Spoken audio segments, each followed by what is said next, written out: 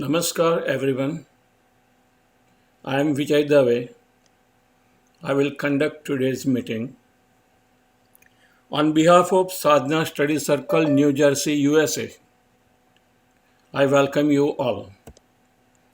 नमस्कार भाइयों और बहनों, मैं विजय दवे हूँ। आज की मीटिंग मैं संभालूंगा।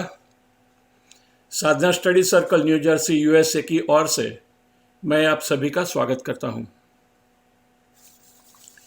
Today we have Swami Ramchandra Das ji with us. In Sri Aurobindo Ashram, Pondicherry, he served Sri Champak Dada too, even with many tasks. Even he accompanied him to Gujarat in Jantral, where Champak Dada took his last breath after a long illness. आज हमारे साथ स्वामी रामचंद्र दास जी है।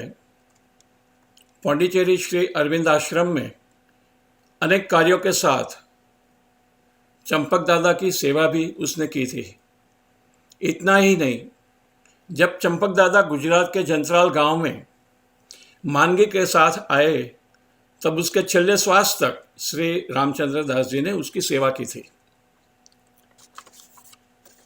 श्री रामचंद्र दास जी आज हमारे साथ वो दिनों की गोष्ठी करेंगे और उसके बाद में क्यों और कौन से संजोगों में उन्होंने नेपाल में अनाथ बच्चों के लिए श्री अरविंद योगा मंदिर बनाया, उसकी भी बात करेंगे। सो Shri Ramchandra ji will talk today about his days with Champak Dada, and then he will talk how and why he started Sri Aurobindo Yoga Mandir in Nepal. So today we will start with mantra. The mantras will be in a presentation.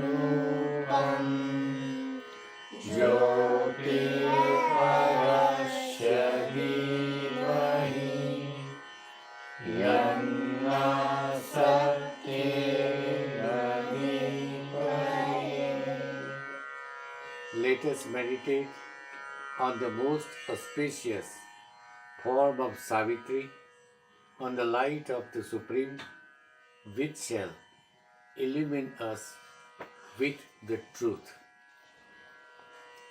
Om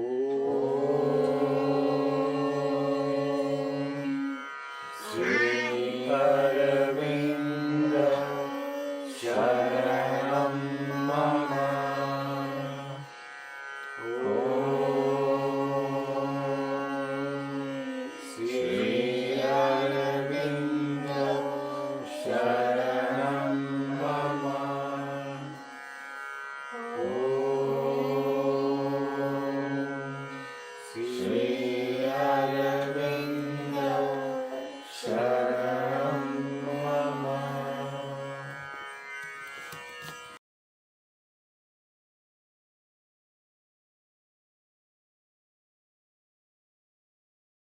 We have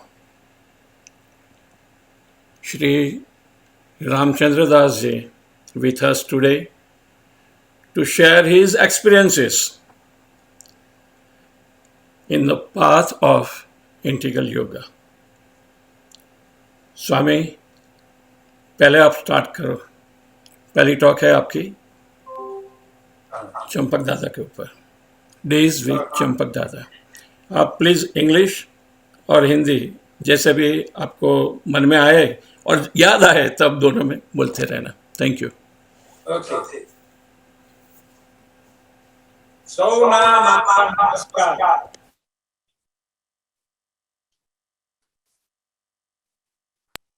Good evening here in Nepal. Maybe there. Good morning to everybody. I'm Ramchandra Das because I want to tell you a little bit about my life in quick so that you will better understand. तो मेरा जन्म नेपाल के Himalayan region में हुआ. मैं 12 वर्ष के उम्र में घर छोड़ के चला गया क्योंकि I was born in a very poor family. I'm in a Brahmin family. I went to India, went to Nagaland, and after many days, I mean without food, many days I was without food. And then I joined after 1 year, I think, Indian Army, 14 JK rifle. And 2 years I served Indian Army. And then I did not like because I met a sadhu. And he said that Dhikbalam Kshatriya Balam Brahma Tejo Balam Balam Ekena Brahma Dandena Sarvastrani Hatani Me. So this shloka comes between Vasishtha and Vishwamitra's conflict. So at the end, Vishwamitra says that Dhikbalam Kshatriya Balam, the power of Kshatriya is nothing compared to power of the spirituality of the Brahman. So when he told me this shloka, and then I left the army, I became a sadhu, went to Ayodhya, Vrindavan, Varanasi, many spiritual and, pilgrimages. And I was there in sadhu life for more than 6 years. At the beginning, I was happy, but later on, I was not that happy because what Veda and Upanishad and Gita were describing about the spiritual life, that was not being practiced. तो जिस तरीके का आध्यात्मिक जीवन वेद उपनिषद गीता में था, उसका जो व्यवहारिक रूप में साधु के बीच में व्यवहारिक रूप में प्रैक्टिस नहीं होता था. उनमें भी जात पात आदि का बहुत ही ज्यादा कॉन्फ्लिक्ट था.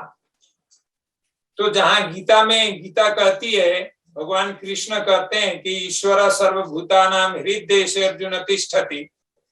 जब भगवान सबके हृदय में है तो फिर जात पात कहां? तो ये सब प्रश्न के कारण मैं ज्यादा हैप्पी नहीं था. उसी दौरान जब मैं 20 बरस का था तो मुझे एक श्री अरविंद का पुस्तक मिला, the basis of yoga and the hour of God. तो ये 2 पुस्तक, छोटे पुस्तक मैंने पढ़ा। तो ये पढ़ने के बाद मुझे बहुत अच्छा लगा। फिर उसके बाद मैंने और कुछ बुक्स भी पढ़ा। तो मुझे इतना अट्रैक्शन हुआ पौंडीचेरी जाने के लिए कि उस समय मैं भिवानी में, हरियाणा के भिवानी में एक मंदिर में पुजारी था, इम्पोर्टेंट पद पे। स्कूल में पढ़ाता लिखाता भी था, मैं पढ़ता भी था संस्कृत साथ में ही। तो मैंने सोचा मैं 15 दिन के लिए जाऊंगा। तो मैं 15 दिन के लिए जब पौंडीचेरी आश्रम में गया, आश्रम में जाते ही ऑफ कोर्स साधु जीवन में भी मेरा बहुत कुछ चमत्कार होता रहता था, बहुत सारे दर्शन होते थे। यदि आपको कभी इंटरेस्ट हो तो लाइफ के बारे में मैं किसी समय डिटेल में बोलूंगा। तो जब मैं समाधि में प्रवेश किया तो मेरा मन एकदम समाधि देखते ही मैं किसी दूसरे लोक में चला गया। मीन्स एकदम शांत लोक में मेरा मन पूरा शांत हो गया, मानो मेरा मन ही नहीं है। More than half an hour I was in that state of, samadhi, deep joy, no mind, no thoughts. तो मैंने सोचा ये तो दिव्य जगह है, मुझे यहाँ रहना चाहिए। 15 दिन के लिए आया था, मैंने तुरंत डिसाइड किया कि मुझे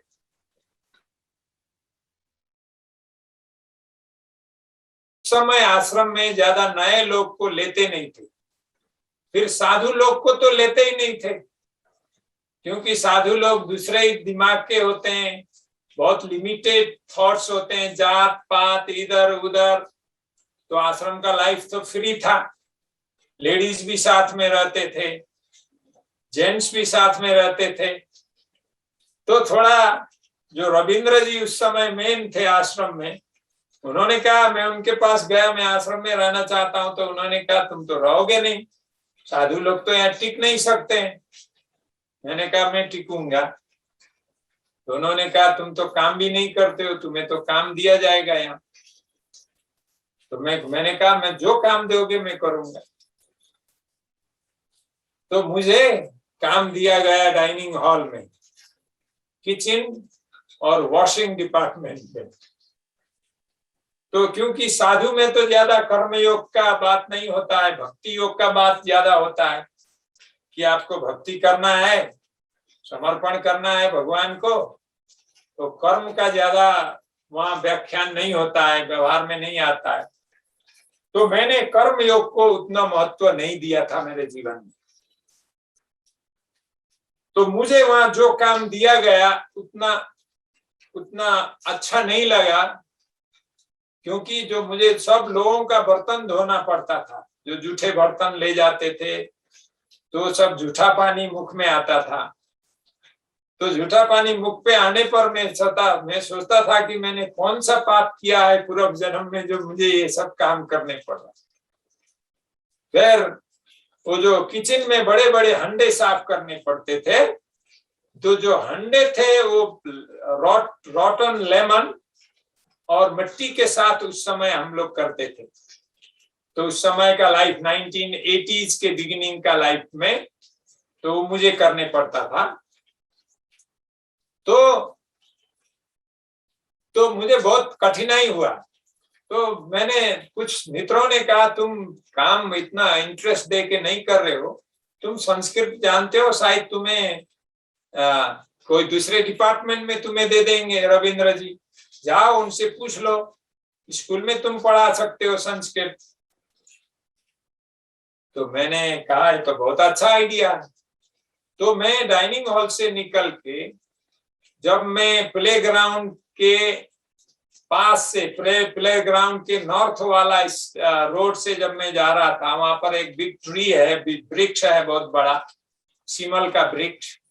उसके नीचे जब मैं गया, क्योंकि मैं नेचर को बहुत प्रेम करता था, हर रोज मैं उस पेड़ के नीचे जाते आते समय 1 मिनट उसका ब्यूटी, सुंदरता, उसका उपस्थिति में मुझे आनंद आता था। तो जब मैं उस पेड़ के नीचे गया तो मुझे थोड़ा दूसरा ही आभास हुआ फिर मैं समाधि में गया। रविंद्र जी तो समाधि के भीतर ही, आश्रम के भीतर में रहते थे। समाधि में जब मैंने प्रणाम किया तो मुझे भीतर से आवाज आया कि रामचंद्र, तुम्हारे जीवन के लिए क्या भगवान से भी तुम्हें ज्यादा मालूम है क्या अच्छा है तुम्हारे जीवन के लिए? ऐसा आवाज भीतर से आया।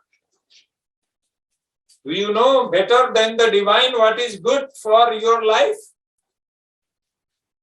So this thing came within me. And then I thought that I do not know anything. And then suddenly I realized that the work that was given to me, it is the best for my progress in my sadhana. So I did not go back to Ravindra ji to change my work, but went back to my work to kitchen and dining hall. And I tell you, after that, my life changed. That very work gave me immense joy, immense, एक प्रकार का knowledge ऐसा, मानो मैं हवा में तैरता था, ऐसा आभास होता था। तो इस तरीके से मैंने बहुत सारे करीबन 9 वर्ष लगातार सेवा में रहा। तो एक बार चंपकलाल जी, मैं संक्षेप में कह रहा हूं ये सब चीज ताकि आज मैं ज्यादा टाइम चंपकलाल जी के ऊपर दूं। तो एक बार चंपकलाल जी डाइनिंग हॉल में आए तो सब लोग, मैं भी थोड़ा गया। मैंने कहा चंपकलाल जी वहां श्री अरविंद का बहुत सेवा किया, इसलिए सब लोग जा रहे थे, मैं भी थोड़ा दूर से उनके दर्शन किया। फिर मैं अपने सेवा में लग गया। मैं दूसरी बात क्या थी कि जब मैं पौंडीचेरी आश्रम में गया तो मैं श्री अरविंद को तो मानता था, लेकिन माताजी को मैं नहीं मानता था। मुझे याद है मैं 16 नवंबर को मैं वहां पहुंचा, 17 को माताजी के रूम का दर्शन था। तो मुझे उतना दर्शन में तो गया, लेकिन मुझे उतना श्री अरविंद का दर्शन करने में जो आनंद होता था, फिर मेरे दिमाग में क्या था कि श्री अरविंद तो ये भारतवर्ष के हैं, ये महापुरुष हैं, योगी हैं, लेकिन ये फ्रांस में जन्मी हुई महिला, how can she be a divine mother? तो वो जो था मेरे दिमाग में भरा हुआ था। तो मैंने क्या करता था, जहां कहीं भी माँ का वाणी हो मैं नहीं पढ़ता, केवल श्री अरविंद का वाणी, कोई नोटिस में श्री अरविंद का वाणी हो तो उसको पढ़ना। और जिस दिन आया मैं शब्दा में गया। शब्दा में जब मैं गया तो मैंने जो बुक शॉप था, suddenly my site fall on Savitri, the book Savitri. I have here in front of me also. And then I decided to buy it. So I bought it, and when I looked at the pages, then suddenly I felt, because Sri Aurobindo's English is so high, I suddenly felt that I cannot understand mentally, intellectually, but my heart is understanding. And also I saw the light between lines. Between the lines, I saw the light. So this way, I was more towards Sri Aurobindo. Then on 24th darshan came, 24th November, Siddhi Divas darshan. That day I meditated a lot on Sri Aurobindo. And next day, in 25th November, early morning, I saw vision. Early morning, I got up and took my bath, and I sat in meditation, and suddenly, no, sorry, not that day, I didn't take bath. I just woke up around 4 a.m. I sat. Suddenly I was not in this world, I was somewhere else. And then suddenly I saw Mother, like Vishwarupa, huge form, all pervading form. एकदम दिव्य रूप में माता जी को मैंने देखा. और फिर मैं नेक्स्ट मोमेंट में क्या देखा कि मैं छोटा सा बच्चा हूं और मैं माँ के गोद में हूं और माँ मुझे मेरे सर पे कुछ धीरे धीरे ऐसे पैट करते हुए वो कुछ मंत्र बोल रही हैं या कुछ कह रही हैं जो मैं समझ नहीं पा रहा. तो उसके बाद मैं सडनली अपने बिस्तर के ऊपर मैं अपने आप को पाता हूं. तब मैं रियलाइज किया कि मदर कोई ऑर्डिनरी लेडी नहीं है. She is not an ordinary lady. She is really the Divine Mother. And after that, I liked Mother so much, and I decided not to read Mother in English. I said I must learn French to really understand her in her language. And I started my French, and I could read within 3 months. Because when you have interest, when you have the aspiration and love, things come very easily. And after 3 months, I started speaking in French, reading Mother in French. So that way, I was more concerned only with Mother and Sri Aurobindo.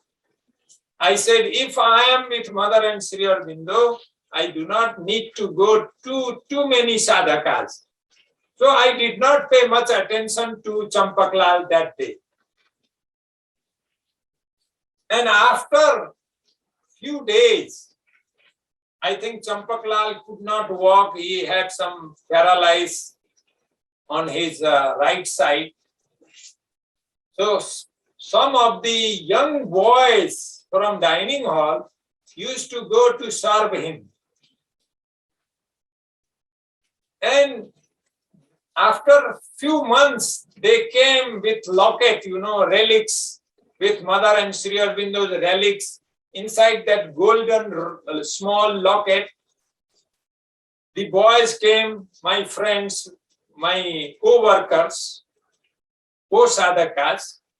So they came and they told me, Ramchandra, would you like to serve Champak Lal? I said, no, I am not interested. I am busy serving here my own work. And I was very, very busy in work because apart from the work that was given by the ashram, I used to take extra works in bakery. Those days, Bhavani Prasad ji, a great sadhak, was there. I used to love him. And Ramakrishna Das. So we were from same Vaishnava Gurukul family. So I was more with them. So I used to go to them and I used to help in bakery. And Bhavani Prasad used to work till midnight. And then later on, I used to work also in the Samadhi. And I used to close 11 o'clock the doors, windows, put off the lights. And I used to come at 11. So I was very busy. I said, no, I am not interested to serve him. Then they say, look, he is giving locket with the relics of Mother and Sri Aurobindo. So you should go. I said, no, I am not interested. So I went on serving my work, regular work I started doing as before. So there was my birthday. So I went to Sri Aurobindo's room. And when I went there in Sri Aurobindo's room for meditation, I sat in meditation and I was in deep meditation. But after 15 minutes, they woke me up and they said, go, go, go. You cannot sit. वो तो ज्यादा समय ध्यान करने नहीं देते हैं ना, तो उठा के भगा दिया. मेरा बहुत ध्यान करने का इच्छा था. तो जब मैं गया डाइनिंग हॉल में, मेरे दिमाग में एक बात आया कि मेरे मित्र लोग कहते थे कि चंपकलाल जी का सेवा करो, तो यदि मैं चंपकलाल जी का सेवा करूंगा तो रात के समय whole night I can meditate in Sri Aurobindo's room, because Champak was residing on Sri Aurobindo's bathroom. तो जब आप श्री चंपकलाल जी के रूम में, छोटे से रूम में जो श्री अरविंद का बाथरूम था, उसमें जो एक पर्दा रहता था श्री अरविंदो रूम के और उनके उसके बीच में, तो पर्दा हटा दिया तो उसमें पूरा रूम ही है, एक ही रूम है। तो मैंने सोचा अब यदि मैं सेवा करूंगा तो मुझे अपने इच्छा अनुरूप I can meditate in Sri Aurobindo's room for hours. So with this idea, I told to my friend, now I am ready to go to serve Champaklal. I said, please ask him whether he will accept me or not. So that friend, he forgot. Next day I asked, again he said, I forgot. So after a few days, again and again I used to remind him, and finally one day he says, Ramchandra, you are invited this evening at 9 o'clock. He will see first and then he will decide to accept you or reject. I said, okay, no problem. So I did all my work, even in the bakery earlier, so that the work is not disturbed, and went to Samadhi. I bowed down to Samadhi and then went up with him. And it was his night duty that day, that my friend supposed to stay in the night with Champaklal ji. तो जब मैं उनके साथ, मित्र के साथ श्री अरविंद के room होते हुए चंपकलाल जी के आगे खड़ा हुआ, तो चंपकलाल जी मुझे देखते हैं, सिर से पैर तक, पैर से सिर तक देखते रहते हैं। मैंने कहा अब ये मुझे आउट कर देंगे, मेरा यहाँ ध्यान करने का सब सपना खत्म हो जाएगा। वो तो कुछ बोल नहीं रहे हैं, केवल मुझे देख रहे हैं। और मैं माता जी से प्रेयर कर रहा था कि हे माँ, मुझे ऐसा मौका दो यहाँ सेवा करने का, ताकि मैं श्री अरविंदो रूम में ध्यान मजा से कर सकूं। तो चंपकलाल जी ने कुछ देर बाद जो मेरे मित्र से कहा कि आज ही से ये रामचंद्र यहाँ रहेगा, तुम चले जाओ, आज ये नाइट ड्यूटी ये करेगा। मैं तो सरप्राइज हो गया, प्रिपेयर होके आया नहीं था। वो तो मैं कल से मुझे किस समय वो बुलाएंगे सर्विस के लिए, वही सोच रहा था कि कौन टाइम देगा, कितने बजे आना पड़ेगा। लेकिन उन्होंने तो कह दिया तुम जाओ, रामचंद्र आज यहाँ रहेगा। तो वो मुझे सिखाने लगा, मेरा मित्र, कि तुम्हें रात को क्या क्या करना है, यूरिन पॉट कहाँ रखना है, उसको कैसे क्लीन करना है, आदि आदि, दादाजी को कैसा पानी देना, ये सब सिखाने लगा था। लेकिन चंपकलाल दादा ने कहा no, you go, I will teach him. तो चंपकलाल ने अपने आप सब कुछ मुझे बताया क्या क्या करना है। और मैं पहले विजिट में, पहले ही रात को उन्होंने मुझे सिलेक्ट किया और नाइट ड्यूटी में रात भर मुझे वहां रहने का मौका मिला। और मुझे तो ध्यान करने का बहुत इच्छा था। कुछ सब सेवा उवा समाप्त करके करीबन 10:30 बजे दादाजी ने मुझे कहा तुम सो जाओ। मस्कीटो नेट लगाया नीचे और मैं ध्यान में बैठ गया। कुछ देर के बाद दादाजी फिर उठ करके वो कहते नहीं तुम सो जाओ। उनकी आज्ञा तो मैं कैसे टालता। फिर मैं लेट गया तो दादाजी भी लेट गए। फिर मुझे तो इतना एंथुजियाज्म था भीतर से कि श्री अरविंद के रूम में ऐसे महान पुरुष, युग पुरुष, जिसने उस रूम में इतना महान तपस्या किया, उस रूम में मैं कुछ ना कुछ कर सकूं, अधिकाधिक ये मौका है करके मैं ध्यान में फिर बैठ गया। 1-1.5 घंटे बाद फिर दादाजी जाग गए, फिर उन्होंने कहा फिर सो जाओ। तो इस तरीके से शुरू में मुझे वो चाहते थे कि शायद ये दादाजी को कुछ जरूरत न हो, इस दृष्टि से रामचंद्र बैठा रहता है तो इससे अच्छा नहीं होगा, और उसे सोना ही चाहिए करके उन्होंने मुझे सोने के लिए कहा। फिर मैं आराम से सो गया। सोते हुए श्री अरविंद के, रात को वहां लाइट होता था और श्री अरविंद के जो कॉट था, कॉट के इन फ्रंट में निरोधा भी सोते थे। बाद में वो सोने आ गए, छोटा सा एक चटाई ले करके वो वहां सो गए मजा से। तो ये था पहला रात। फिर सुबह करीबन 5 बजे एक आदमी आया मसाज के लिए। फिर उन्होंने मसाज किया। मैं 5 बजे वहां से निकल के अपने डाइनिंग हॉल में, 6 बजे मुझे पहुंचना था, फिर मैं डाइनिंग हॉल के सेवा में 6 बजे पहुंचा अपने काम में। तो इस तरीके से मेरा चंपकलाल जी के साथ प्रेम बढ़ता गया।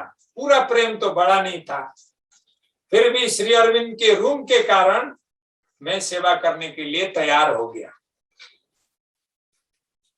सेवा करते गया। फिर मुझे जो नाइट ड्यूटी देते रहते थे, जो लोग रात को नहीं आना चाहते थे, मैं वो लोग से कह दिया था कि किसी को यदि चंपकलाल जी के नाइट ड्यूटी में नहीं जाना हो तो मुझे हर रोज बता सकते हैं, मैं वहां जाऊंगा। तो बहुत सारे मित्र लोग जो जाना नहीं चाहते थे वो मुझे कहते, Ramchandra you want to go? I said yes. तो मैं कभी 5 दिन हफ्ता में मैं ही जाता था, कभी 4 दिन, कभी 5 दिन। तो मैं थकता नहीं था। तो जो मसाज करने जो आता था एक आदमी, तो he was not regular, that fellow. So sometime he used to come and sometime he did not come. When I was sadhu, I was learned how to do massage. Some sadhus, they taught me how to do massage. So I asked that day when he did not come, that person, I said, Dadaji, I can do massage if you permit me. Then Dadaji said, no. I will see another few days. If that person does not come tomorrow, day after tomorrow, then you will start doing. I said, okay. So, fortunately, I would say for me, fortunately, he did not turn up for next 2 days. So the 3rd day he said, okay, now you can do. So when I used to be at 5 there, and I used to be there during the night time. At 5 I will start massaging him. At 6 someone will come to bathe him, to help bathe him. स्नान कराना, इधर उधर कराने के लिए। फिर 6 बजे कोई आता था। तो 5 से 6 तक मैं मसाज करता।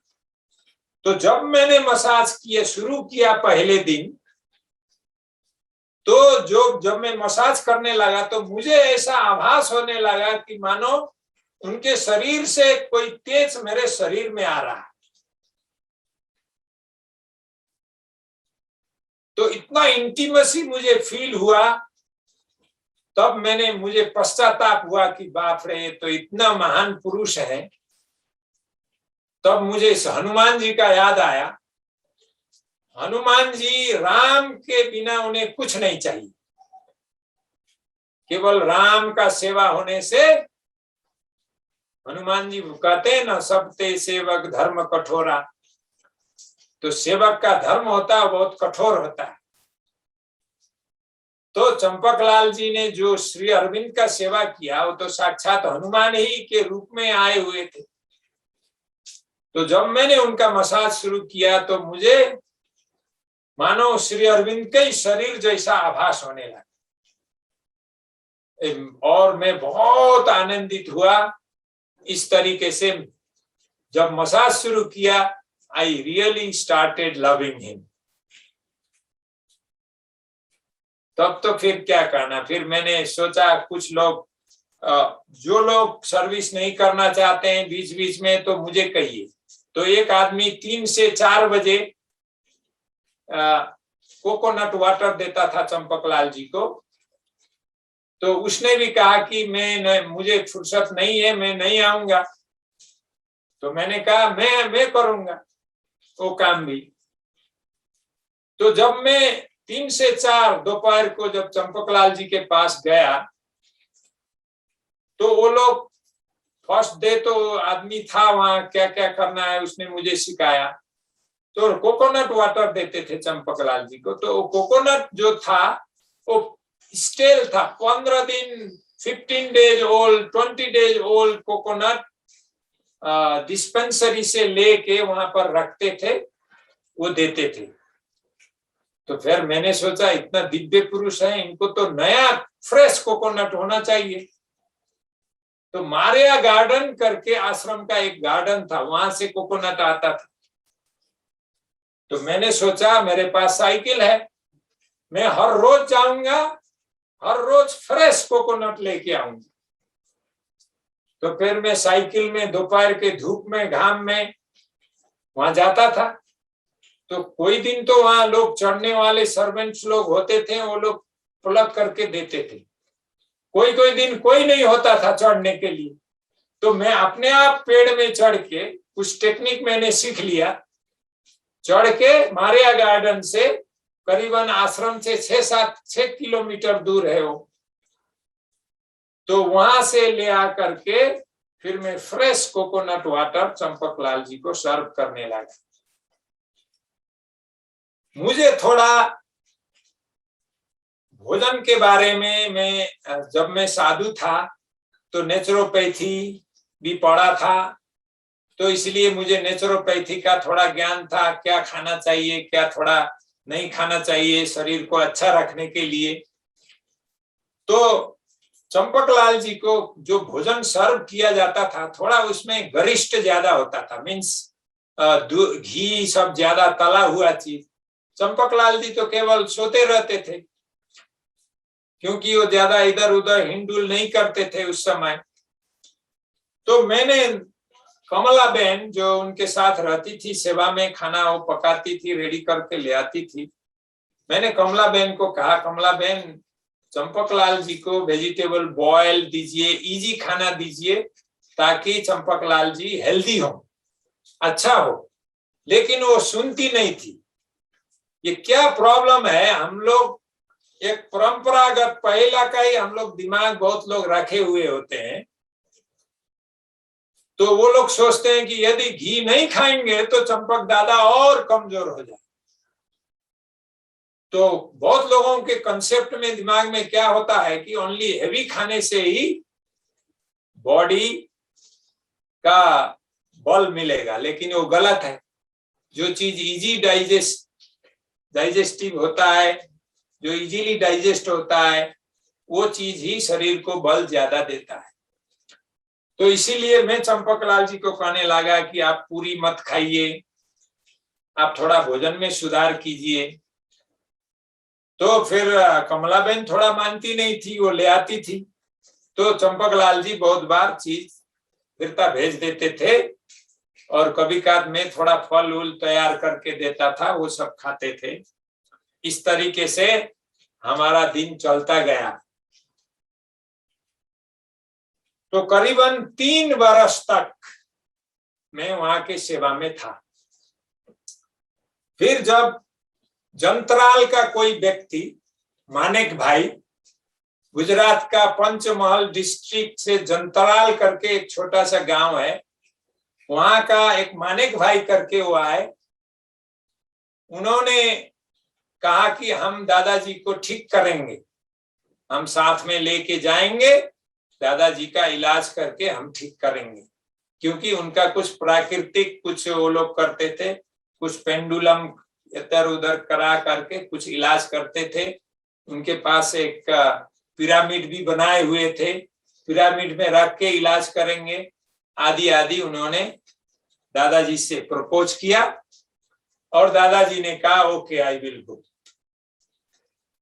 तो दादाजी का जब जाने का निश्चित हुआ, तब शुरू में मेरा नाम नहीं था जाने के लिए। एक संजय भाई करके थे, वो भी सेवा में सुबह नहाने के लिए वो जाते थे 6 बजे नियमित, एक उनका नाम था।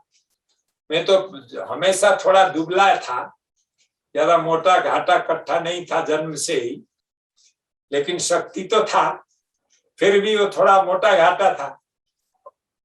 तो उसको सिलेक्शन हुआ, कमला बहन और एक किसी को सिलेक्शन किया वो मुझे मालूम नहीं, लेकिन चंपक दादा ने कहा कि नहीं, रामचंद्र भी जाना चाहिए। तो रामचंद्र को भी जाना चाहिए, तो मुझे फिर रविंद्र जी से परमिट लेना था। रविंद्र जी ने फिर परमिट देने के लिए थोड़ा आनाकानी किया। फिर मैंने डिसाइड किया कि अब चंपकलाल जी मुझे ले जाना चाहते हैं तो ज्यादा परमिट की क्या परवाह करना है, मैं चल दिया। मैंने कहा okay Champaklal ji I will come. तो मैं चंपकलाल जी से साथ में जाने के लिए सब रेडी हो गए। जो चंपकलाल जी जब समाधि में उतरे रूम से, श्री अरबिंदो रूम से, तो उससे पहले थोड़ा 2-4 घटना हुआ। एक्चुअली आप किसी को टाइम हो डिटेल में पढ़ना हो तो मैंने 1992 का अक्टूबर इश्यू में, मदर इंडिया का 1992 अक्टूबर इश्यू में the last 60 days of Champaklal करके मैंने एक आर्टिकल लिखा हूं, उसमें थोड़ा डिटेल में दिया हूं, तो उसको आप लोग पढ़ सकते हैं। तो लास्ट 60 डेज, क्योंकि हम जब आश्रम से चले उसके 60 डेज के बाद में चंपकलाल जी ने शरीर छोड़ा। तो जब चंपकलाल जी नीचे समाधि में आए तो मैंने देखा चंपकलाल जी ने परिक्रमा किया और उसके बाद समाधि में थोड़ा मस्तक रखा तो उनके आंख में आंसू आए हुए थे, as if he knew that he is going to leave his body in Jantral in Gujarat, and he was वो चाहते थे कि माँ को लास्ट दर्शन करें, मान लीजिए फिर इस बॉडी में नहीं मिलेंगे करके ऐसा कुछ सरसल्ला किया होगा। तो उससे पहले क्या हुआ कि जब मैं श्री अरबिंदो रूम में था तो एक बार मुझे एक स्वप्न आया। वो स्वप्न विचित्र था। मैं देख रहा हूं, मैं, कमलाबेन और चंपकलाल जी, हम 3 लोग जा रहे हैं, लेकिन चंपकलाल इतना फास्ट चल रहे हैं, पहाड़ है, पहाड़ के ऊपर चढ़ रहे हैं, बड़े बड़े पत्थर हैं। चंपकलाल जी from one big stone to another big rock, he was jumping and climbing very fast, and I was behind him, and behind me was Kamalaben, and I did not want to leave Kamalaben alone. I said, Kamalaben, please come fast. So Dadaji is advancing so fast, climbing earth. So I was calling her, but she was lagging behind, far behind, and I was waiting her.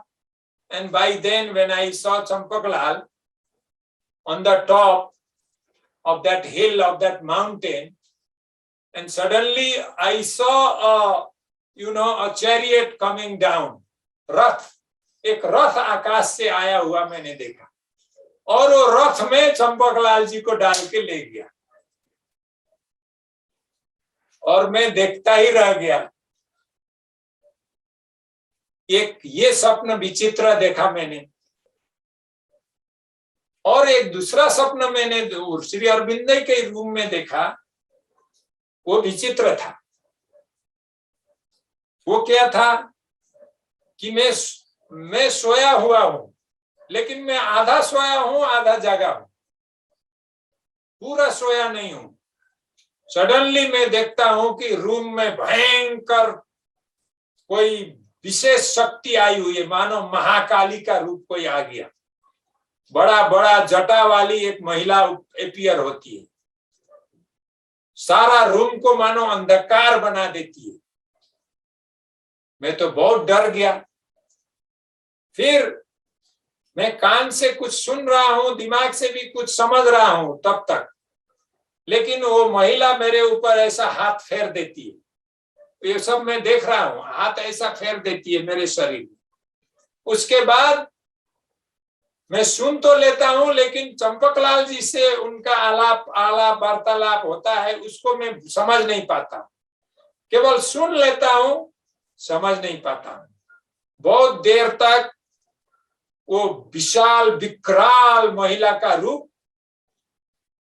Champaklal जी के साथ interaction करके, बातचीत करके वो जाती है। मैं देख रहा हूं, लेकिन चंपकलाल तो सोए हुए हैं, मैं वैसा देख रहा हूं।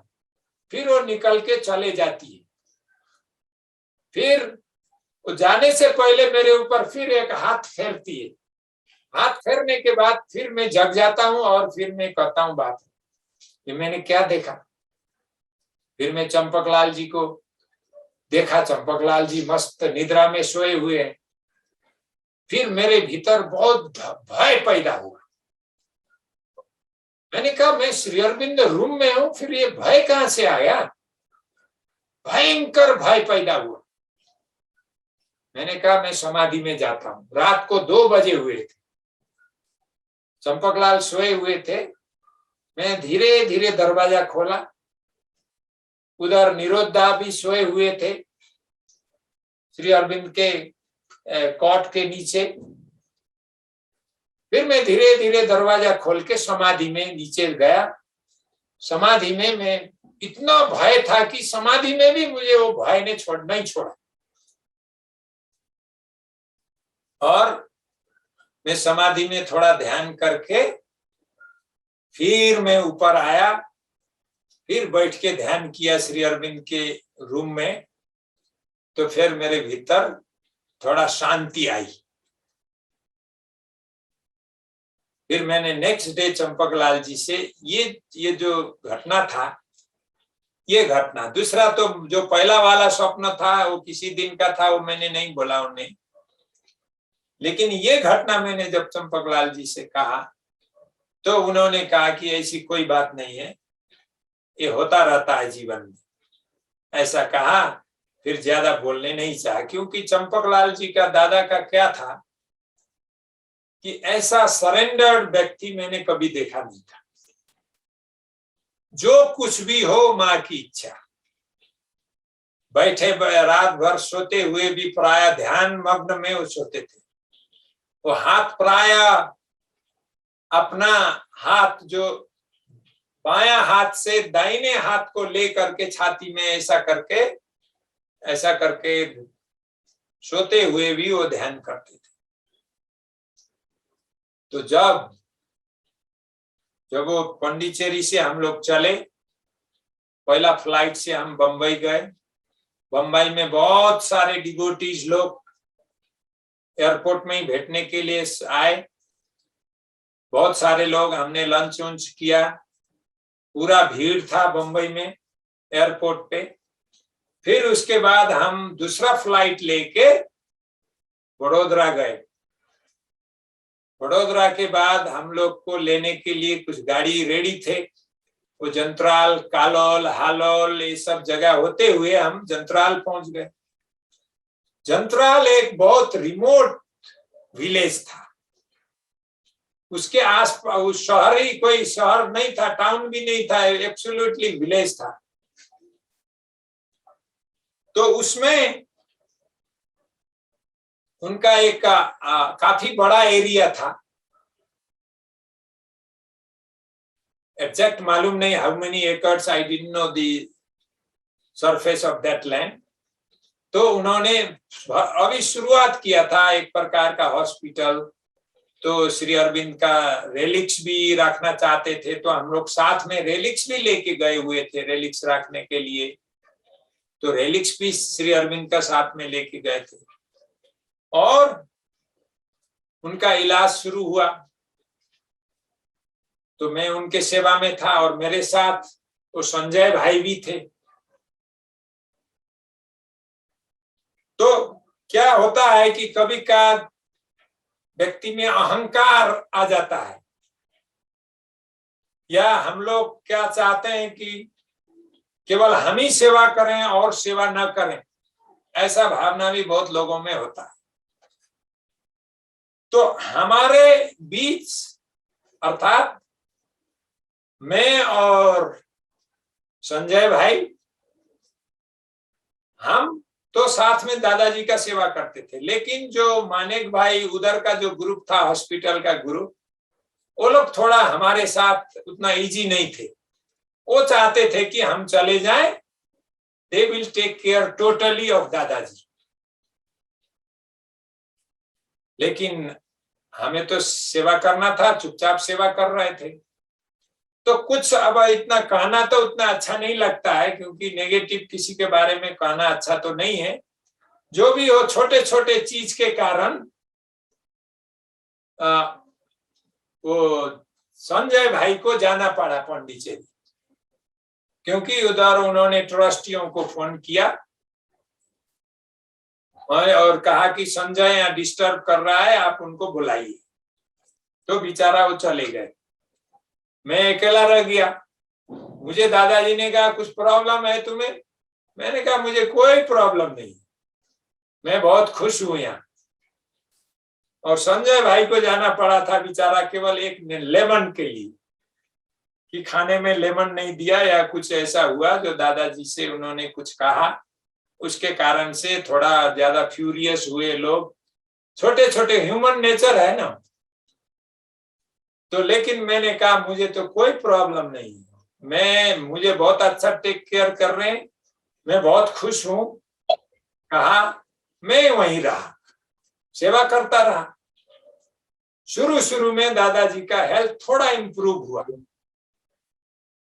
और दादाजी को घुमाने इधर उधर चेयर में मैं ले जाता था, नहाना धोना। उस समय तो एक वो था, बाद में मैं अकेला हो गया। अब कमला बहन तो थोड़ा वृद्ध हो चुकी थी, ज्यादा वो कर नहीं सकती थी। तो ऐसा चलता रहा। तो हम मुझे लगता मार्च 6 को हम लोग वहां से शुरू, 8 मार्च को या 6 मार्च को, अभी मुझे डेट उसमें लिखा हुआ है, आप याद करना। हम लोग वहां से चले। तो अप्रैल दर्शन के बाद, अप्रैल 24 का जो मदर्स अराइवल डे का जो दर्शन होता है, उसके बाद दादाजी का शरीर थोड़ा कमजोर होने लगा। तो कमजोर होने लगा तो दादाजी ने कहा मुझे कि पांडिचेरी ले चलो, पांडिचेरी जाएं। फिर कमला बहन ने कहा नहीं जाना है, इम्प्रूव हो रहा है। फिर मैंने कहा दादाजी जाना चाहते हैं, ले जाएं, सबसे अच्छा है, उनकी इच्छा पर हम चले। कमला बहन ने कहा नहीं, उनका इलाज होगा, वो ठीक होके जाएंगे। मैंने कहा ठीक है।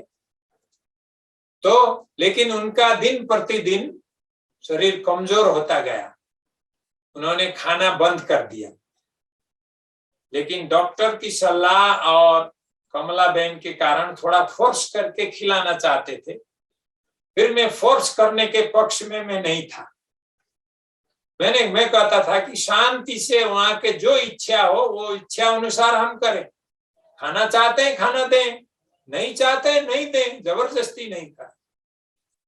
तो ऐसा होता रहा। फिर क्या होता था कि चंपकलाल जी को जब कभी बैठना होता था तो श्री अरविंद के रूम में भी मैं उनके खाट पे बैठता था और मेरे छाती पर वो सपोर्ट लेके घंटा आधा घंटा ध्यान करते थे, बैठते थे। तो उसी तरीके से वहां पर भी मेरे छाती में बैठते थे। He was leaning against my chest and he was meditating on his cot. I used to sit keeping my legs outside and I used to offer my chest so that he can lean on my chest and remain there for half an hour, 1 hour. तो ये होता चलता रहता था। दादाजी बहुत कमजोर हो गए थे दिन प्रतिदिन। तो एक दिन की बात है, किचन थोड़ा दूर था, जो डाइनिंग हॉल था थोड़ा दूर था। तो मैं एक दिन खाने बैठा हुआ था। अब खाने बैठा हुआ था, सडनली दादाजी को टॉयलेट आ गया। तो मुझे खबर आया, वहां खाना खा रहा था, खबर आया कि दादाजी को टॉयलेट लग रहा है। तो आपको मैं बताऊं, तो काफी डिस्टेंस था, करीबन 300 मीटर शायद तो डिस्टेंस था बिटवीन दादाज room and dining hall. And I started running. I tell you, I never ran that fast. इतना स्पीड में मैं कभी जीवन में दौड़ा नहीं हूं। उस समय ऐसा एनर्जी आया, क्योंकि वो रोक नहीं सकते थे। उस समय उनका पेट थोड़ा गड़बड़ था, तो इसलिए मुझे एकदम ही मानिए उस समय मैंने अनुभव किया कि वास्तव में हनुमान ही मेरे शरीर में आए हुए मुझे कुछ ही क्षण में मुझे वहां पहुंचा दिया। और मैंने अनुभूति भी किया कि मेरे शरीर में कोई ऐसा शक्ति आके मुझे इतना फास्ट दौड़ा के वहां पहुंचाया कि वो कल्पना नहीं कर सकते। तो ये विचित्र अनुभूति वहां हुई। मैं तुरंत वहां सेवा में उपस्थित हुआ। ऐसा चलता रहा, रात को भी ज्यादा सो नहीं पाते थे। फिर उस समय एक दो आदमी, नरेंद्र ठक्कर और दूसरा एक नरेंद्र पटेल या क्या नाम था, दो लोग आते थे उधर से, वहां सेवा के लिए आए हुए थे। तो उनके कारण भी वो बीच बीच में आते थे, बीच बीच में चले जाते थे, नियमित नहीं रहते थे। लेकिन उनके आने से भी मुझे नाइट समय में मुझे सोने को मिलता था। तो इस तरीके से आनंद के साथ हमारा दिन बीतता गया। तो चंपकलाल जी को थोड़ा जोर आ गया, फीवर आ गया। फीवर आने के बाद उनका शरीर और कमजोर हुआ, खाना बंद कर दिया। तो एक दिन इतना गर्मी था, मई महीना था, मई महीना 6 या 8 क्या था, मेरा एकदम ये कपाल, मेरा केस बढ़ गया था। क्योंकि उस समय में दाढ़ी, डाइनिंग हॉल में काम करते समय डिस्टर्ब होता था, इसलिए जो मेरा दाढ़ी, जो मैं साधु था तो मेरा दाढ़ी केस था वो सब काट दिया था। तो मैं सिंपल शॉर्ट में उसका स्टोरी डिटेल में बहुत डिफरेंट है, क्योंकि मेरा साधु ड्रेस का भी 2 बरस लगा था उसको त्यागने के लिए। आश्रम में रहते हुए भी 2 बरस लगा था, इतना अटैचमेंट था उससे। तो बाद में मैंने सब काट दिया था। तो मेरा जो केस था बढ़ गया था, और गर्मी इतना था, जंतराल का गर्मी, you cannot imagine that hot. तो वहां पर एक नाई आया हुआ था इलाज कराने के लिए। मीन्स एक कोई धनाढ्य व्यक्ति आया था इलाज कराने के लिए, उसके सेवा में कोई नाई आया हुआ था।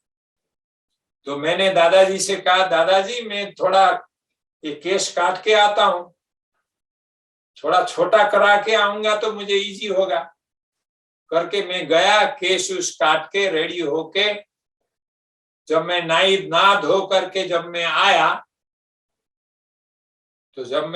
तो दादाजी ने कहा कि तुम, इशारा किया मुझे, वो बोले नहीं, इशारा किए, कहा तुम मुझे सपोर्ट दो, मैं बैठना चाहता हूं। तो दादाजी बैठ गए। मैं अपना चेस्ट ऑफर करके, मेरे चेस्ट में लीन होके बैठे। तो वो लास्ट दिन में वो ज्यादा बैठते नहीं थे, 10 मिनट के बाद वो कहते थे मुझे लेटा दो। लेकिन उस दिन आधा घंटा हुआ तो भी वो बैठे रहे। फिर उसके बीच में जो घटना हुआ, जो आधा घंटा के भीतर, वो विचित्र था। मुझे बहुत दुख हुआ। मैंने कहा कि मेरे मन में आ रहा है कि पंडी होते कितने साधक लोग आते, हम यहाँ एकांत इस जगह में पड़े हुए हैं, कोई वातावरण भी उतना वो नहीं है। तो मैं थोड़ा दुखी सा, मेरे भीतर का मनस्थिति में बता रहा हूं। मैं बैठा हूं, फिर मेरे भीतर भयंकर भय पैदा होता है, भयंकर भय पैदा होता है कुछ क्षण के लिए। फिर कुछ मिनट के बाद फिर एकदम आनंद का प्रवाह आता है। A divine blissful state comes after few minutes. तो एकदम दिव्य आनंद सा आभास होता है। और मुझे ऐसा लगता है कि मानो चंपकलाल जी के शरीर से कुछ वार्मथ मेरे शरीर में आ रहा है, एंट्री हो रहा है मेरे हृदय में। यानी उस आनंद की अवस्था में मैं देखता हूं कि चंपकलाल जी का शरीर एकदम लूज हो गया। तो मैंने दादाजी पुकारा, कोई रिस्पॉन्स नहीं आया।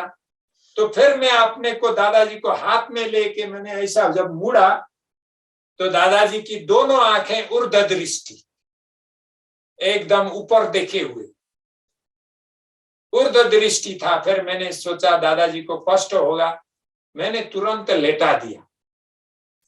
जब मैं लेटाया तो दादाजी ने अपने आप अपना जो बाम हस्त था, लेफ्ट हैंड, वो अपने आप अपने छाती में रखा।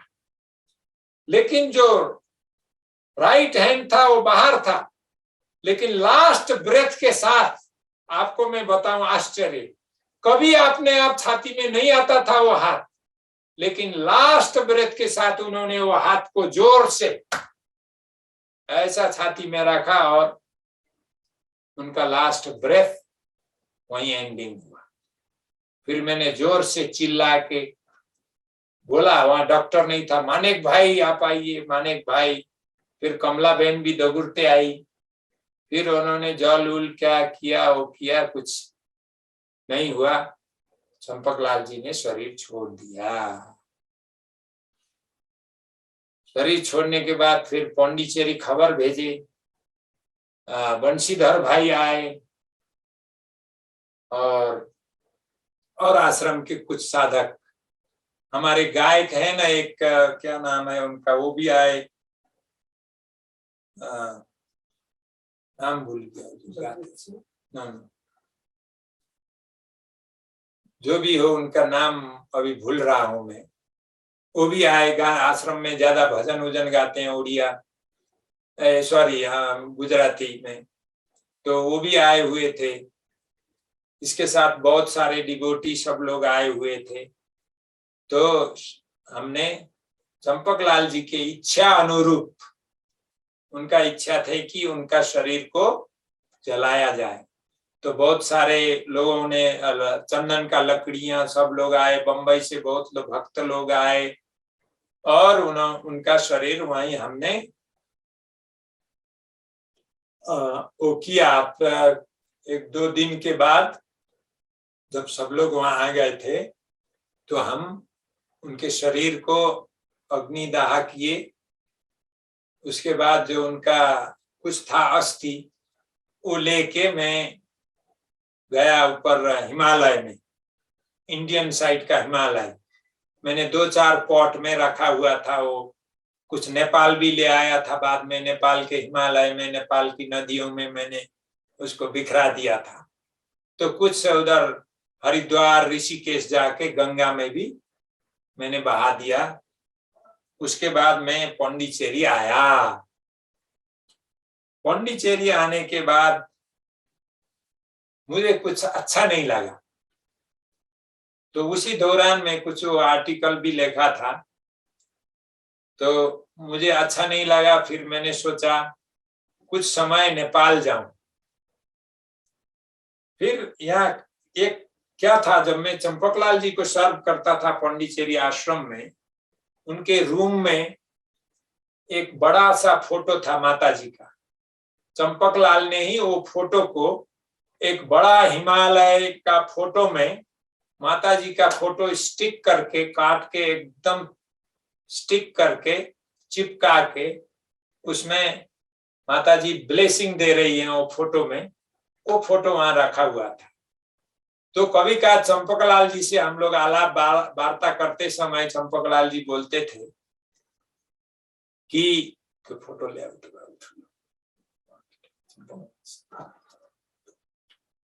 वो लोग बोलते थे कि चंपकलाल जी बोलते थे कि देखिए, माँ हिमालय में आश्रम बनाना चाहती थी, इसीलिए मैंने माँ को हिमालय के फोटो में टांस के वो ब्लेसिंग दे रही है। तुम नेपाल के हो ना, तुम्हारे नेपाल में कोई आश्रम है या नहीं? मैंने कहा दादाजी, मुझे तो नेपाल जाने की इच्छा ही नहीं है, मैं तो यहीं आश्रम में रहता हूँ, मुझे मालूम नहीं वहां कुछ है या नहीं। उन्होंने कहा तुम्हें कुछ करना चाहिए। तो ऐसा बीच बीच में बातचीत होता था कभी कभार नेपाल के बारे में। तो ये मैं आपको ये दिखा रहा हूँ एक फोटो जो चंपकलाल जी के साथ जंत्राल में था। तो उनके साथ बैठ के मैं कभी हंसी मजाक भी करता था। तो ये फोटो में चंपकलाल जी कुछ प्रश्न करते थे, कभी हम लोग का गीता के ऊपर चर्चा हम लोग करते थे बैठे हुए अकेले। तो चंपकलाल जी को कभी हंसाने के लिए जब मैं कहता था, तो चंपकलाल जी खुशी होके वो अंगुला ठड़ा के इस फोटो में कह रहे हैं yes yes you are right कह रहे हैं। तो ऐसा ये फोटो मुझे बहुत प्रिय है, ये मेरा जंत्राल का फोटो है। ये फोटो शरीर छोड़ने से करीबन 7-8 दिन पहले का फोटो है।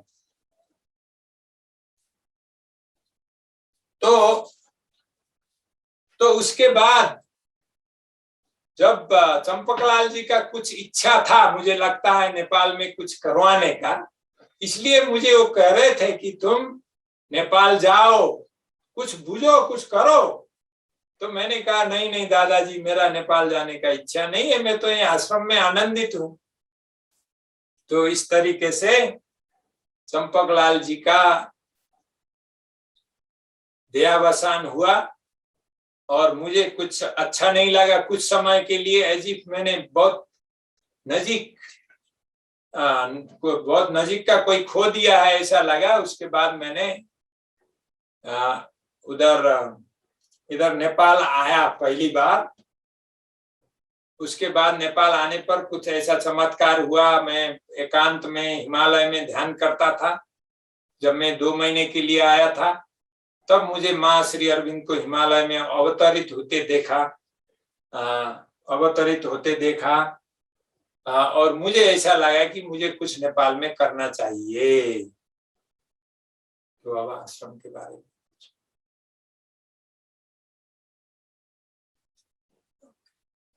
Presentation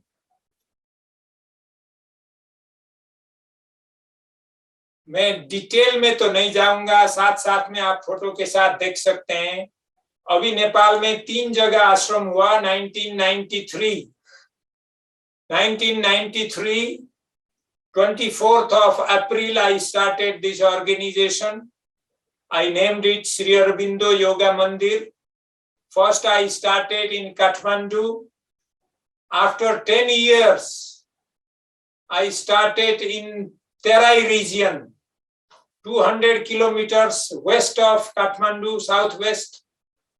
And again after 10 years, means after 20 years, I started in Gulmi, where I was born.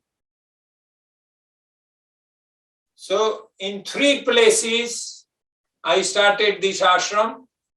From the beginning, you know, it was very hard life here.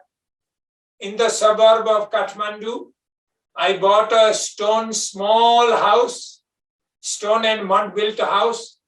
That house did not have any water, toilet, bathroom, electricity, telephone, nothing. So I had to build everything, and we have to go to fetch water far away. And I started with one child. At the beginning, I started with young boys, but I could not control them, those young boys, because they have their own nature. And sometimes they started stealing. Then I said, what is this? If I cannot change them, it's no use to work with them. And then I started with, poor, orphan, and destitute children. So first year, there was 2-3 children. Then next year, 10 children. So every year, 10-20 children augmented. And like that now, after 29 years, we are almost 300 people in 3 ashrams. Kathmandu is the biggest ashram, where we live 200 people. More than 170 there are children. And to support these activities, we do many activities here. The income generating activities. Like we make incense. That's our meditation hall. Samadhi is there. You can see that is the Samadhi of Kathmandu. We have 2 places, relics. One is, this one is Kathmandu. There is another one is in Tarai. In Gulmi, we do not have yet relics, but we can install in future. Right now, financially, we are very, very in a desperate condition. So we really very difficult at present. So you can see some of the photos, how I started from the beginning, and slowly, gradually, first I built a toilet, and then I dig a well, and after 2-3 well, again the water dried, and then I dug the bore well deep, 110 meters deep in the rocks, and luckily we got water. After that bore well, we do not have the water scarcity. I started from 1 cow to have the cows and sell the extra milk. And now at present we have in 3 ashrams, everywhere there are cows. Altogether there are 170 cows. In Kathmandu we have around 50 cows. In Tarai ashram we have more than 100 cows. And in Gulmi ashram, the 3rd one, there are around 10 cows. So gradually, at the beginning, I constructed huts. And in the huts, children used to stay. If I have some old photos, maybe sometime you can see how I started at the beginning. There was always, I think you have to arrange some other Sunday to go in detail how I started, why, because I wanted really to stay in Pondicherry. But why I started, all the story is there, so that we will see sometime in future. So here you can see we are making pashminas, handlooms, we make towels, and we make incense, and we sell, and with that money, I support these activities. And sometime I go to France, I have good link in France, and there are many French people who invite me, and I give like 7 days retreat, meditation and yoga nidra. From morning 6 to evening 8-9 o'clock, I give 7 days package, and they pay me, अच्छी तरह से pay करते हैं. And with that money, I built many houses, activities, and started. I thought Kathmandu, we have limited land because land is very costly here. Kathmandu, why it is costly? It is capital of Nepal, plus the weather of Kathmandu is very good. It's never too cold and never too hot. So everybody wants to be here in Kathmandu. So that is why the land is very expensive. Since I wanted to become self-sufficient, I bought that land in 2003 in Terai. This photo you can see that is in Terai Ashram. So there I have around 35 acres of land, and where we grow rice, maize, corns, vegetables, fruits, mangoes, many activities. And we have also there around 50 to 60 children. This is our Samadhi hall. Samadhi. Below is the meditation hall. On first floor is the Samadhi. That is the Samadhi, meditation hall of Tarai Ashram, the second ashram that I started in 2003, means after 10 years of Kathmandu ashram. And you see there we have many activities, planting rice, some children, grown-ups also, they help. We do many varieties of cultivation, and that we bring organically, we do it, and we bring that product here in Kathmandu. We sell the organic product in order to buy non-organic for us. But sometimes, of course, when it is excess, when it is lot, we use also. Mostly in Kathmandu, vegetables we rarely buy. Otherwise, we are quite self-sufficient in vegetables. But other things we have to buy. So you can see the vegetables and gardenings. So now this is Gulmi, the third ashram that I started in 2013. After 20 years of start in Kathmandu. So on the top of a hill, I bought a quite cheap land there. It is very close to my birthplace.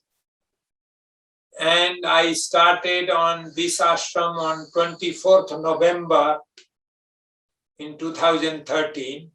And we are inaugurating this program outside. I took children from Kathmandu.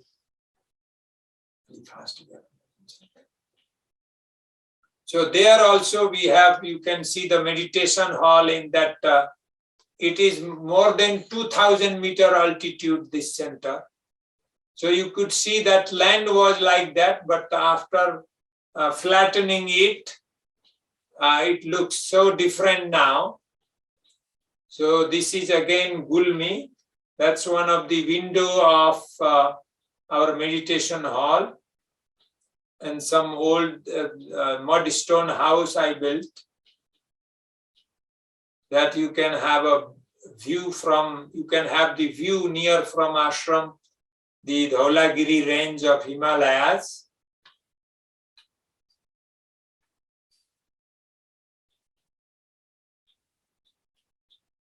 So that's it.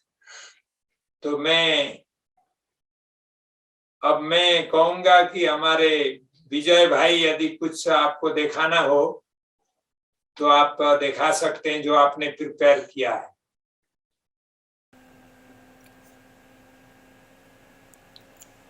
Okay, तो आपने सभी ने देखा अभी the material aspect of the आश्रम in Himalaya for the integral yoga. You know why it is so much important in Nepal? Because after 5,000 years of Krishna, Lord Buddha brings the message of Nirvana. Or one part of the Nirvana was that leave your karma, leave your action and get the Nirvana. What Shri Krishna told us, for the action was totally evaporated by this message. And after, say, 600 years, Shankaracharya ji came and he put the message of moksha. Nirvana तो आत्मा में भी नहीं मानता है. शंकराचार्य जो थे, he mentioned about the atma, but final destination is moksha. So in this way, Lord Krishna's message कर्म का वो निकल गया.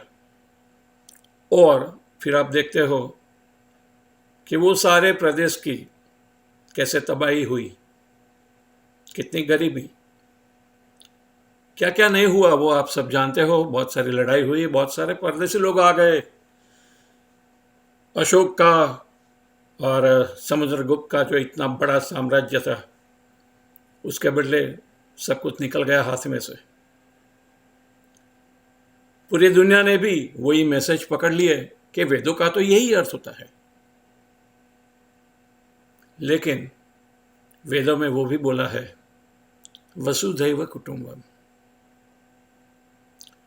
स्वामी जी ने अपनी साइट पर सबसे पहले ये दिखाया हुआ है, the spiritual aspect of the ashram is very important because it is stand on that spirituality. And Vasudhaiva Kutumbam, that means the whole world is one family. और आप जानते हो ना कि when there is a family, each one have a chance for the maximum growth. और फिर स्वामी जी तो थे पांडिचेरी से, बहुत पढ़ा लिखा हुआ था, बहुत डेडिकेट थे मदर और श्री अरविंदो के लिए. वो सच्चा ज्ञान वहां से पाके आए थे और वो दूसरा सिद्धांत लेके आए. वो सिद्धांत था ऑल लाइफ इज योगा. जीवन एक योग है. All life is yoga is constituted with the very first and last principle of the integral yoga, and that is growth of consciousness. Swami ji ने ये दो सिद्धांत लेकर बहुत अच्छा काम किया है. और नेपाल में जहां से एक नई बात आई हुई थी, वहां वो जगह पे इंटीग्रल योगा श्री अरबिंदो के नाम, मदर के नाम से चालू किया है. He has done, maybe when he started the ashram, maybe he didn't know that this is the purpose, but somehow some circumstances brought him back to Kathmandu, back to Nepal, and the new life, the new spirit of the humanity is started from where the life was rejected. The life now, the action now is infused. Or you can see that what a totally different kind of people taking integral yoga, and they do reading and some gardening and some, so always do so many works. They do conferences, they do lectures and so many talks, and they are writing books and so many things are there. But Swami ji ने एक नया ही सिद्धांत लिया, क्योंकि integral life is connected with the yoga. He has taken the orphan children, अनाथ माँ बाप बिना के बच्चों को वो काठमांडू की सड़कों ऊपर से उठा कर लाकर उसने आश्रम में रखा. उसको खाना देते हैं, उसको बहुत अच्छा एजुकेशन देते हैं, उसको इंडिया में जाकर कॉलेजों में पढ़ाते हैं. बहुत सारे बच्चे फॉरेन में भी जाते हैं. तो he has done with these two siddhant, with these two principles of integral yoga, and both are telling that each one must have opportunity to grow.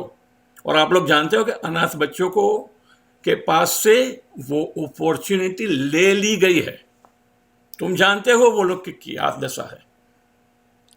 Swami ji ने वो लोगों को प्रेम दिया है, पूरी दुनिया में उसकी वजह से उसकी रिस्पेक्ट भी है। आज फ्रांस वाले उसके साथ लगे हुए हैं और पूरा ये सब कुछ कर रहे हैं। मेरी एक विनंती है कि उसका जो खर्चा है, because of this pandemic it has gone to, जो दान वगैरह आते थे, और दान भी उसके 15% ही है, उसके टोटल खर्चे वो अपना उत्पादन करके काम करते हैं। ऐसा नहीं है बैठ रहे और तुम दान दो और हम खाते पीते रहे, कुछ बड़ी बड़ी बातें करें। No, it is not like that. He has all the opportunity for growing. उसने एक्शन भी रखी है, बहुत अच्छा उत्पादन करते हैं वहां लोग, बहुत अच्छी एक्टिविटीज भी चलती है। और फिर आपके पास को बोलते हैं कि इफ पॉसिबल प्लीज डोनेट। उसके साइड दिखाती है कि एक बच्चों को 1 महीने के लिए खाना पीना रहना कपड़ा लत्ता फीस जो भी चाहिए, that is only $88। I hope you will try to understand this. This meeting is not for all this collecting donation and all these things, but I'm just mentioning you that सामने अनाथ बच्चे भी है। और आप देख सकते हो अभी एक मैं प्रेजेंटेशन देता हूं कि ये आश्रम की एक हम उसकी झलक देखते हैं और फिर आप सोचना आपको क्या करने का है। Thank you very much.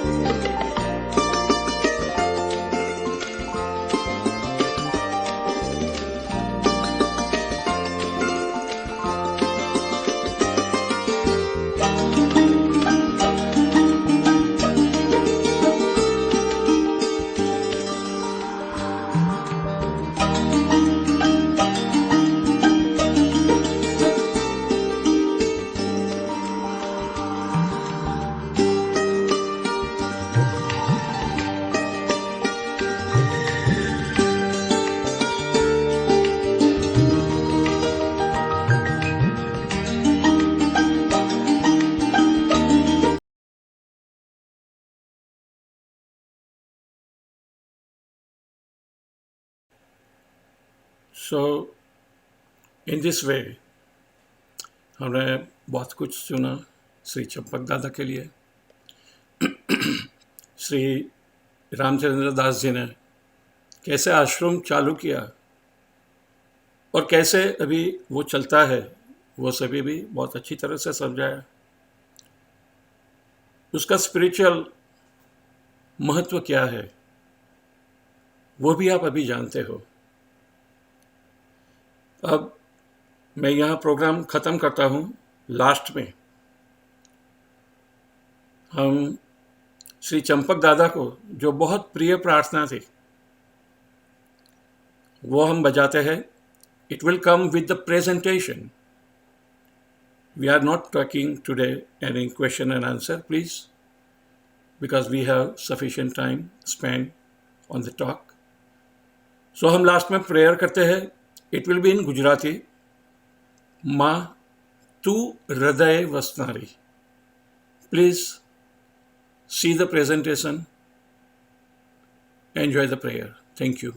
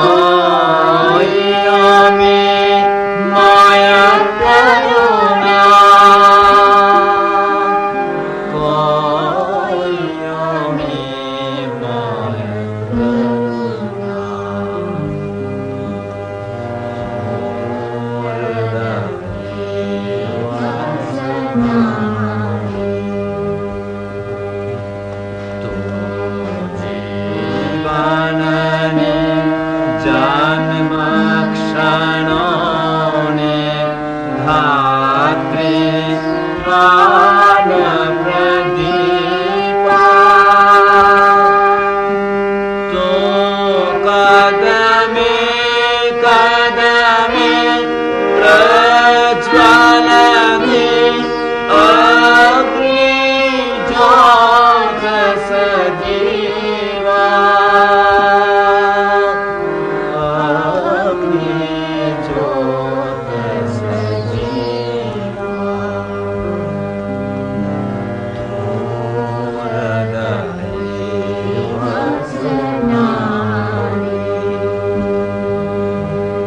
घट घट भीतर नरतन हारे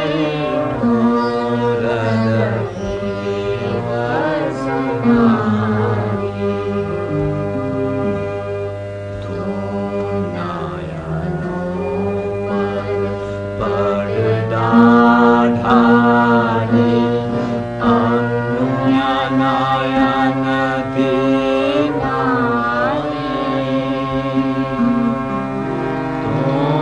जगमा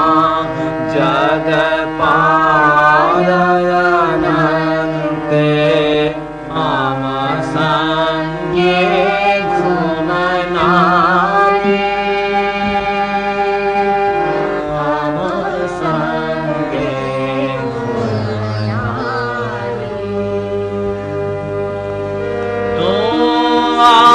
आनंद अनर्गल प्रभुना तो प्रभुनि परशक्ति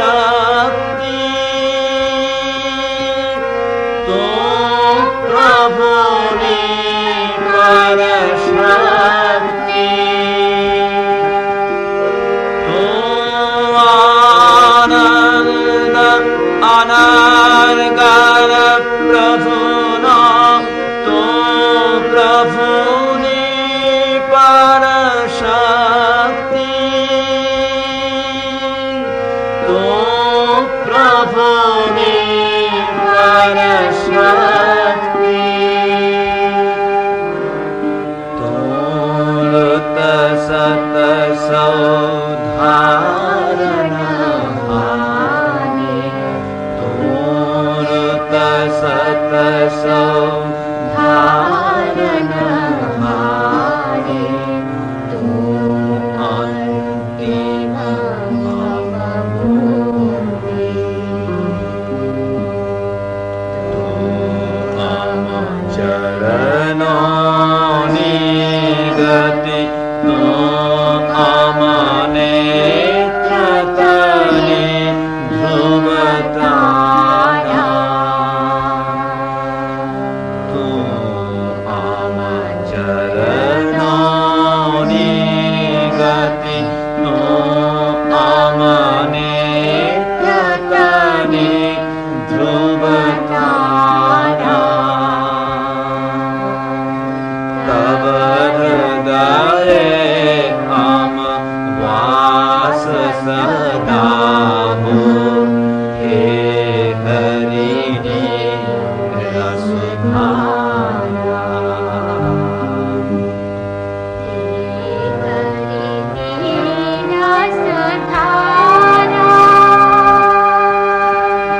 हे हरिणी रसधारा